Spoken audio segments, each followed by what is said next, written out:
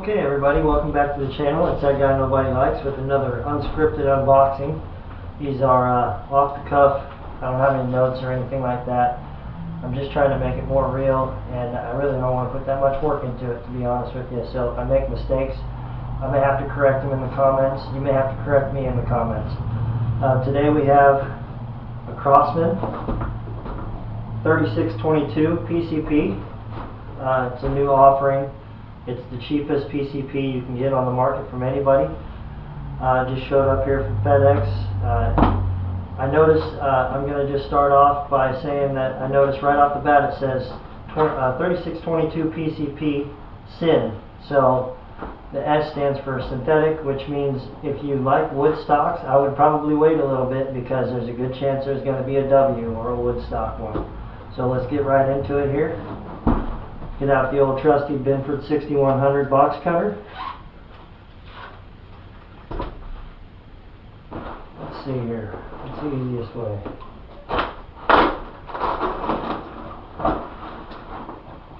There, how about that?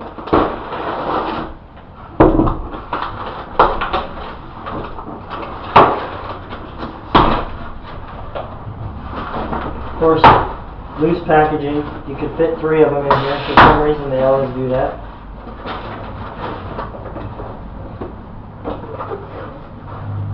There's the box. Throw that one to the side. Alright. 22 caliber. I think they'll come out with a set 177 at some point. Maybe, maybe not. See if anything that I notice right off the bat here. Allegedly, I had heard that these had the 5-year warranty, but I don't see that anywhere yet. Alright, I'll just read what it says on the box here to kind of keep myself going. Max PSI is 2,000. It says up to 25 shots per fill, and we'll maybe test that in another video. Up to 700 feet per second. 16 foot-pounds of energy. And that's about all I see right now of any interest to us. Let's get right into it here.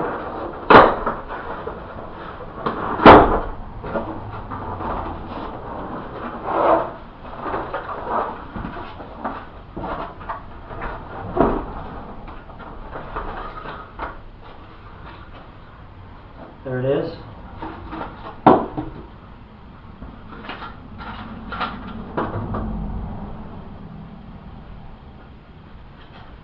Here's the other side.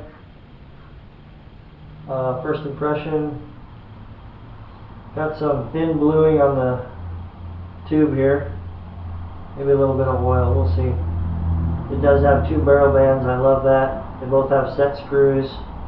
This is obviously in the line of, we'll get this box out of the way here. Okay, let me show you something else that I definitely noticed right off the bat. It does say 3677 and 3622, so there definitely will be a 177 if it's not already available. So again, let's get this set up here, get rid of this box. It's exactly like the 362 pumper. It looks like actually possibly the 4 is separate from the back of the stock, so they were able to just use the exact same butt stock as they used on the 362.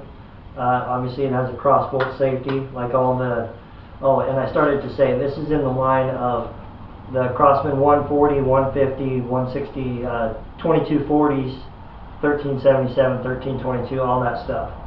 So looks pretty nice. One thing I wanted to notice right away is that usually when you get the 2240s, they have the 1 barrel band and the barrel's cocked to one side or the other. Obviously they're making a new barrel here, I can tell, because it doesn't have that ridged machining on it. This is really, really smooth, like a lot like the Loeffler barrels. So I'm looking forward to that. That looks good. I'm going to go ahead and check the breech here real quick. Obviously unloaded. So I'm going to look in the end of the barrel here and see if I can look at the crown. I can't see the crown yet. It does have a hooded front sight, so that's cool. and it has the standard rear ghost ring or peep sight back here, and you can flip that and have a notch or a peep. I thought that it was going to have a hammer adjuster, and it looks like it does. It looks like you'll have to take it out of the stock to adjust the hammer. Or if you're a modder and tinkerer and you don't really care about warranties and stuff on this, you can pull it out, and it looks like you'll be able to notch the back here. So if you were to just notch that out a little bit, you'd be able to go ahead and adjust the hammer spring tension without taking it out of the stock, which would be it's super light. It might weigh 4 pounds, maybe, if that. It's probably 3.5 pounds. So standard, same butt plate on it, rubber butt pad, pretty nice. You know, it's going to be a pretty short unboxing as far as that goes, because if you're familiar with this platform, you can see what it is. We all knew what we expected. It has this little cheap cap on the end here for a fill port, and we're almost all just going to take that and throw it to the side and never see it again. So, but as I started to say, the barrel is very, very straight, right down the tube, and that's cool. Now, it does not have a gauge, as you can see anywhere. It's just going to leave it up to you to, you know, this is supposed to be hand pump friendly. I, of course, have a compressor. If you're going to use your hand pump or your compressor, you're just going to have to watch the PSI on that gauge as you fill it. I don't see that it's that the valve is pinned, so I would very much heed the warning of 2000 psi, and make sure that you don't try not to go over 2000 psi, because if you do, it might blow up. So let's see if there's anything else. I'm going to try to calm down here a little bit and see if there's anything else. It does have the plastic trigger.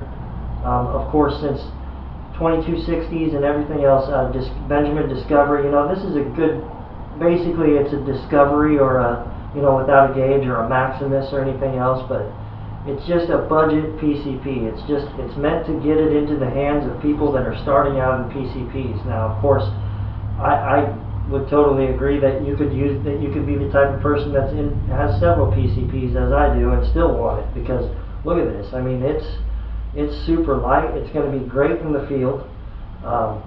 We'll see how good this barrel does, but you know, you might order a 24-inch barrel for it and end up with a little bit more power. We'll see how much power. It does have the plastic breech, which people are so worried about this plastic breech. It's not a big deal. It doesn't matter.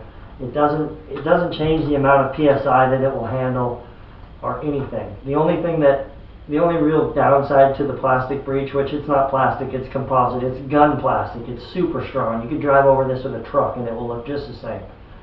So the only real downfall is that you can't mount a scope to it, or your optic. Of course, there are options on eBay and Amazon where you can take the rear side off and you can screw on a little pick rail, and you can put maybe a red dot sight, laser, whatever you want. They also have the Crosman inner mount that they put on the barrel and clamp it on, and then they put the scope up here, which I am not a fan of. So there's a really good chance that I'm going to go ahead and swap that breech out for an aluminum breech that will accept the scope. Let's see if there's anything else that I can notice right off the bat here. Chances are, this is going to be a short unboxing video. I think the last video that I did was a good 20-some minutes long, but it was something I really wasn't familiar with, so I'm able to cover a lot of ground with this because I'm really familiar with this. The trigger group has been used over and over. These are, this one is actually plastic. The trigger guard here is plastic, which is interesting because on the 362 it is aluminum. I would have preferred it be aluminum, but again, this plastic is really strong composite, and chances are it may even be a little bit more resilient than an aluminum one. So it doesn't bother me much, but I did expect it to be aluminum. So more about once we get this gun, it's going to be, I'm going to test it out as it is, but it's going to come all apart and it will be modified. And, I would make one suggestion. If you want, you can get a bottle, you know, and you'd be able to tether this real easily. You know, if you have a shooting bench, you can cut a notch in your bench, put the bottle down, and let the hose come through, and you can have it tethered. And that way you always know what pressure this gun's at. You probably get hundreds of shots out of a regular size of 26 cubic inch bottle for this gun. So, but anyway, there it is. That's pretty much it. I may go ahead and do a jump cut here, and we'll go ahead and put it on the chronograph and see what kind of readings. I'll go ahead and pump it up to 2,000. I don't know about the background. I'll try and get it. Let me get it a little bit closer here so that you can kind of see it. But that's pretty much it. It's exactly what we all expected it to be. So let's go ahead and I'll say goodbye for now, and maybe I'll post this video up, and then maybe I'll go ahead and probably just make a part 2. I really don't like these to be a lot of work for me because it makes it not fun. If I get into doing a bunch of different segments and then having to go and edit a whole bunch, and I've got 7 hours into a 10-minute video, it really kills the fun out of it for me. So I'm just going to make this simple and just say thanks for watching, and come back again and we'll do some chronograph readings for the new Crosman 3622 PCP.